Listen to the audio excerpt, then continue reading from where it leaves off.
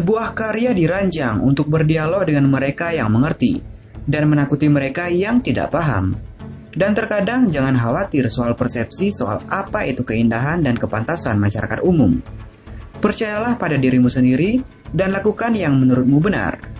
Ketimbang kamu ingin seperti orang lain, lebih baik jadilah dirimu sendiri.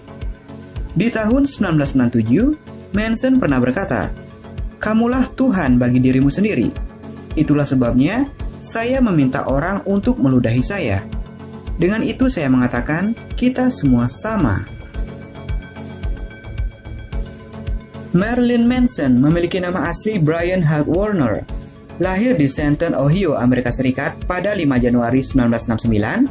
Selain dikenal sebagai penyanyi, Marilyn juga seorang aktris dan pentolan grup musik sesuai namanya, Marilyn Manson. Namanya sendiri diambil dari perpaduan dua bintang besar, yakni Marilyn Monroe dan Charles Manson. Hal ini sekaligus untuk menunjukkan bahwa dirinya sangat mengidolakan dua sosok tersebut.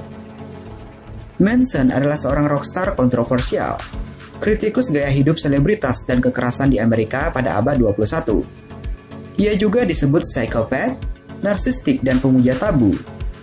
Sejak melejit lewat Antichrist Superstar pada tahun 1996, dan 50 juta kopi album setelahnya, Marilyn Manson alias Brian Warner kerap menampilkan dua sisi tersebut. Seorang antisosial, namun pembawa pesan sosial.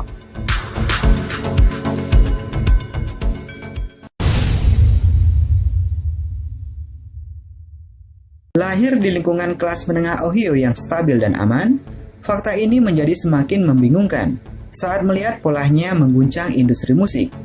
Sejak ia menaikkan kontrak dengan Nothing Record milik Trent Reznor dan Interscope. Ayahnya bahkan memanggilnya Manson demi menghormati sang artis. Orang tuanya membolehkan dia melakukan apa saja. Bahkan, mereka mengantarnya pertama kali menonton Kiss. Sejak kecil ia ingin merasakan dan menyaksikan hal di luar batas normal. Terlebih saat orang tuanya menyekolahkan Manson di sekolah Kristen swasta. Di tempat ini, ia menyadari cara kerja lingkungan sosialnya.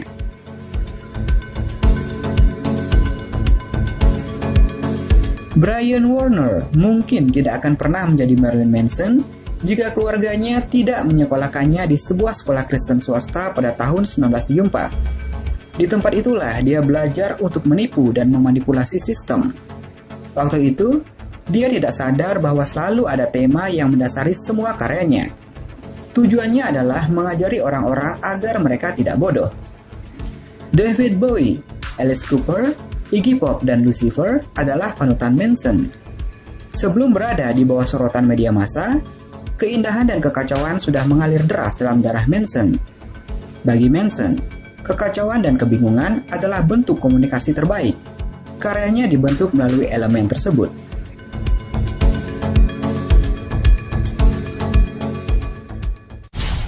Kemunculan Marilyn diawali saat dirinya turut mendukung grup musik Jakob Jill yang digawangi Jessica Fodera. Setelah itu, dirinya bersama pacarnya saat itu dan Jodie White membentuk grup musik Mrs. Crabtree. Lagu mereka diantaranya Give Up, The Omen, The Way I Am, dan Break You Down. Di benaknya seni itu seharusnya menimbulkan tanda tanya, bukan jawaban. Jadi alih-alih menjelaskan karya-karyanya, lebih baik biarkan karya yang menjelaskan tentang siapa sang Marilyn Manson. Setelahnya, visi ini dieksekusi dengan tajam oleh Marilyn Manson, terutama gitaris Daisy Berkowitz alias Scott Mitchell Putesky dan basis Gigi Ramirez alias Jody Osborne White, rekan menulis lagu Manson hingga 2002. Keduanya bertemu di sebuah mall Florida dan mulai menjalin pertemanan karena sama-sama menyukai Motley Crue, Twisted Sister, serta Dr. Who. Manson dan Ramirez kemudian membentuk Marilyn Manson and the Spooky Kids.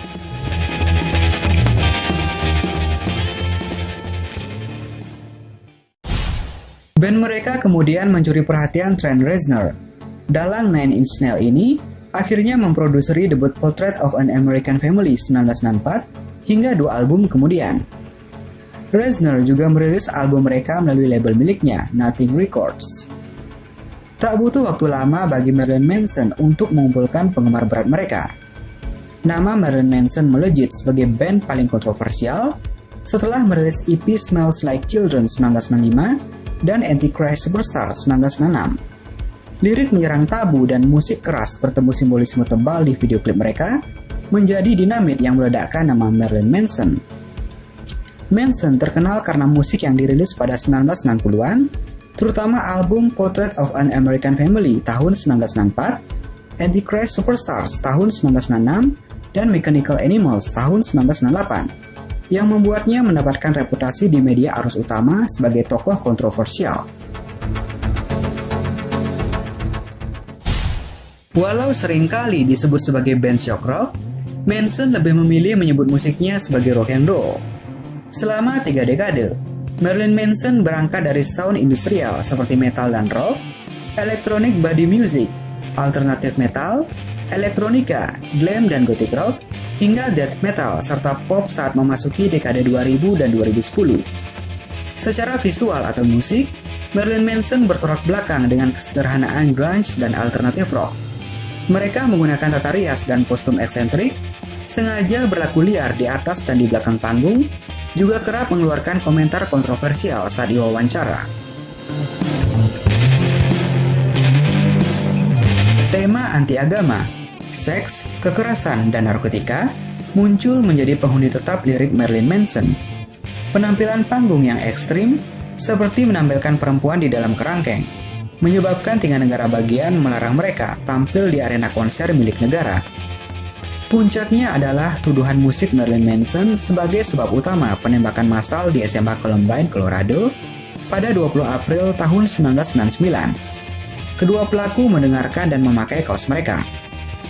Melalui tulisannya, Manson menyerang balik kelalaian lingkungan pelaku dan peliputan media massa. Perilaku dan pernyataan kontroversial menjadi sinonim Manson dan bandnya. Sempat beredar kabar burung bahwa ia memotong rusuk dan zakarnya, serta mengganti matanya dengan kelereng. Kabar itu tidak benar, tapi semuanya terasa masuk akal saja di dalam mitologi Manson.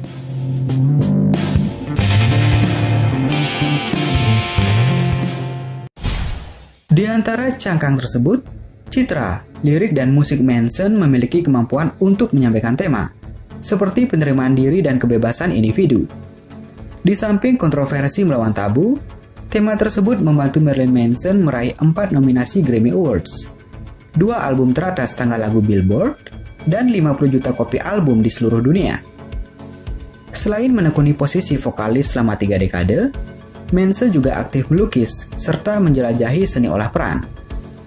Ia mengunggah lukisannya di situs resmi Marilyn Manson pada 2005 silam.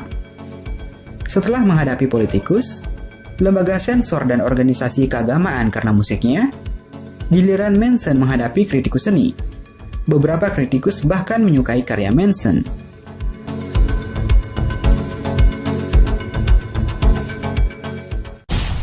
Saat ia aktif berakting dan melukis, karir musik Manson kerap menemui jalan terjal. Selain kehilangan momentum dan kerap dilarang tampil di berbagai kota di Amerika Serikat, ia sudah 2 kali kehilangan rekan kreatif di Marilyn Manson.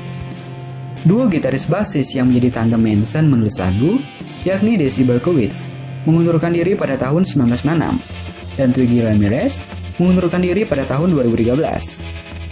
Pada tahun 2009, Marilyn Manson pun dipecat dari Interscope, label rekamannya sejak tahun 1994.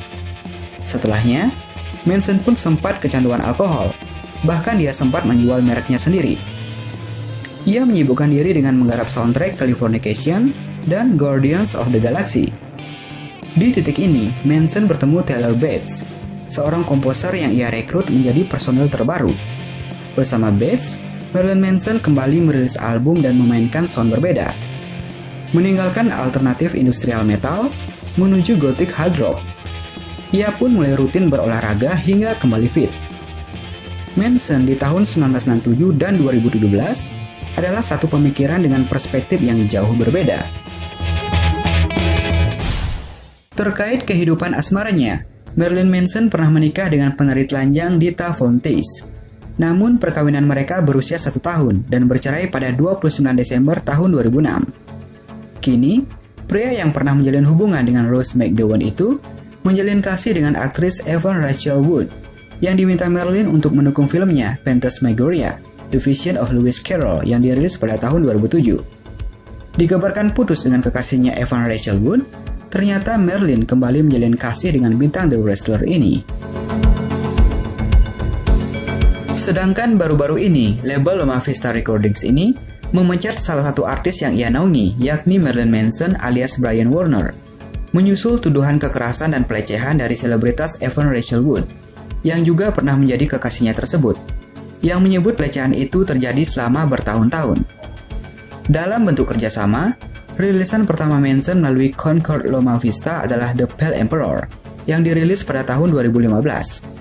Kepala label utama Concord dan pendiri Loma Vista, Tom Whaley, pernah bekerja dengan Manson ketika Whaley menjalankan Interscope Records. We Are Chaos, album terbaru Manson, rilis pada 11 September tahun 2020, dan debut di nomor 8 Billboard 200 dan di nomor 1 di chart Top Rock Albums.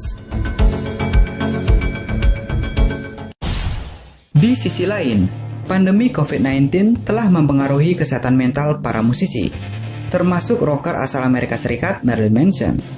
Pemilik nama lahir Brian Hugh Warner itu mengungkapkan bahwa pandemi COVID-19 telah menghancurkan kesehatan mentalnya. Manson yang terbiasa menghabiskan waktunya di atas panggung selama bertahun-tahun, harus berjuang keras bertahan di rumah untuk isolasi selama pandemi. Vokalis band cadas Marilyn Manson itu sepakat bahwa pandemi adalah masalah yang sangat serius bagi dunia. Namun di sisi lain menurut dia, tak ada yang lebih buruk dibanding gambaran kiamat yang ada di benaknya.